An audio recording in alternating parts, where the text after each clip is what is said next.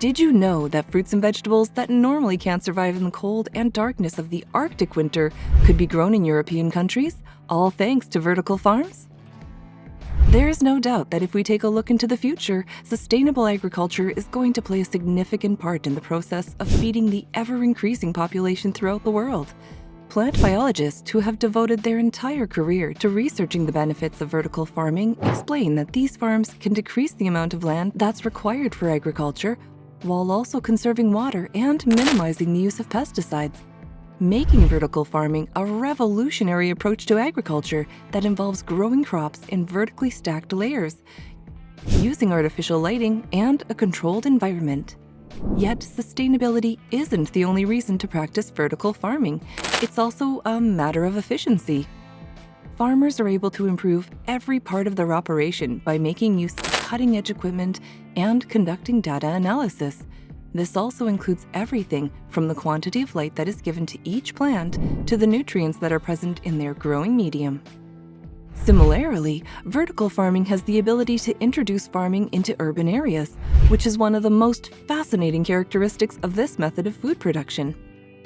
On the other hand, the capacity of vertical farming to make the most efficient use of a restricted amount of space is among the most significant advantages offered by this method of agriculture. Vertical farms are able to produce a larger yield per square foot of land compared to typical farms, since the plants are stacked vertically rather than horizontally.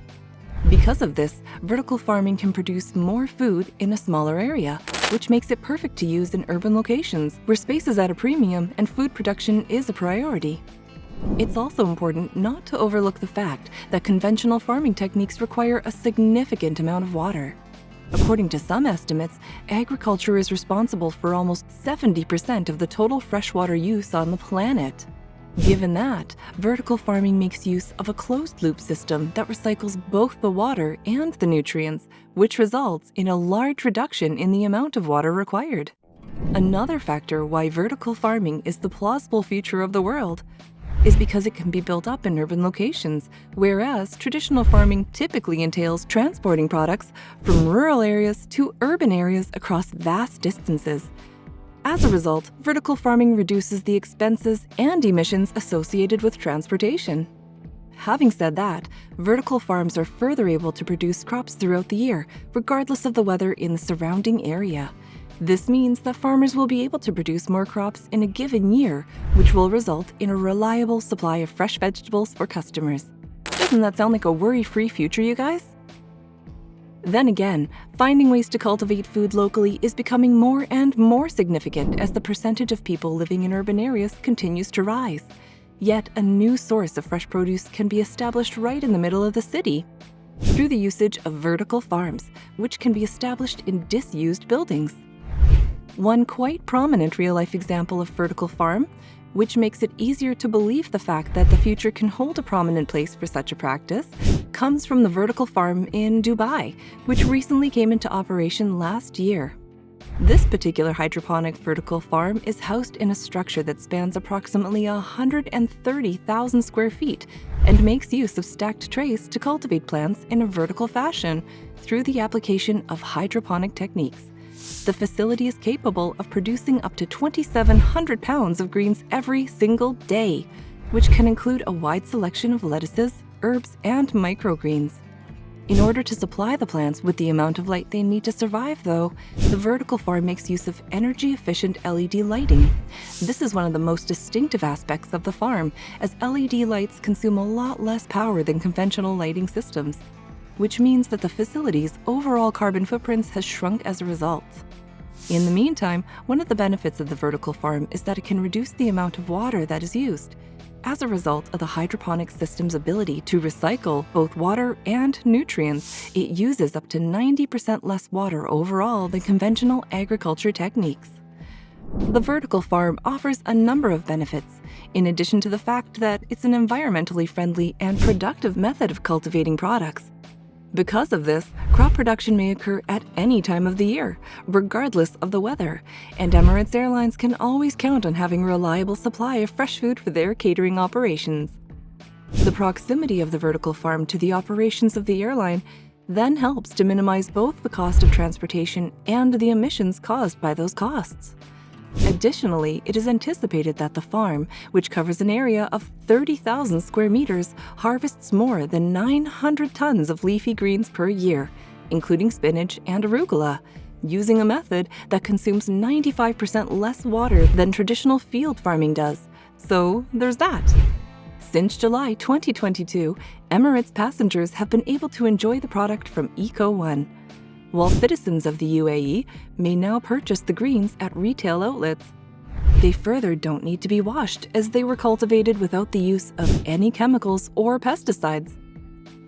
According to Craig Ratajcic, CEO at Crop One, it's our mission to cultivate a sustainable future to meet global demand for fresh, local food, and this new farm is the manifestation of that commitment. This new facility serves as a model for what's possible around the globe. Of course, there are difficulties that need to be overcome as well. Critics argue that the high cost of setting up a vertical farm makes it inaccessible to a large number of small farmers, and that the energy required to power the artificial lighting can be both expensive and harmful to the environment. Besides which, they claim that the high cost of setting up a vertical farm prevents many small farmers from using that method. Then there's also the issue of limited crop variety. For instance, some critics are apprehensive that vertical farming can only produce a restricted variety of crops because not all plants can thrive in conditions similar to those found in vertical farms. Because of this, the variety of food that's available to customers may be restricted, which may have an effect on the nutritional diversity of diets overall. Moreover, there's also limited scalability issues. You see, it's possible that the vertical farming can't generate the quantity of crops as conventional farming methods, despite the fact that it may be a more environmentally friendly and productive way to cultivate products. Thus, the scalability of vertical farming may be hindered as a result of this, in particular for those types of crops that require extensive acreage. Nonetheless, in spite of these obstacles, the future of vertical farming appears to be very promising. It's also abundantly evident that this cutting-edge method of farming is here to stay, particularly in light of recent developments in technology and the growing awareness of the significance of environmentally responsible agriculture. That said, let's have a quick recap of what we covered in today's video. So for starters, we talked about how vertical farming is a technique of agriculture that is more environmentally friendly, productive, and forward-thinking than conventional farming practices, and that it offers a number of benefits over the latter. In a similar vein, we understood that vertical farming has the potential to revolutionize how we produce and consume food, making it a promising solution for feeding the world's growing population. But despite the fact that it is not without its challenges and limitations, vertical farming has the potential to revolutionize how we produce and consume food. And who knows, with all the jokes we can make about the concept of let us grow our food in high-rise towers, it might just become the stock of the town. So, while we made sure to cover all four corners of the future of vertical farms, feel free to let us in on anything we might have missed in the comments below. Also, if you wish to catch more content from Futuristic Minds, simply tap the bell icon.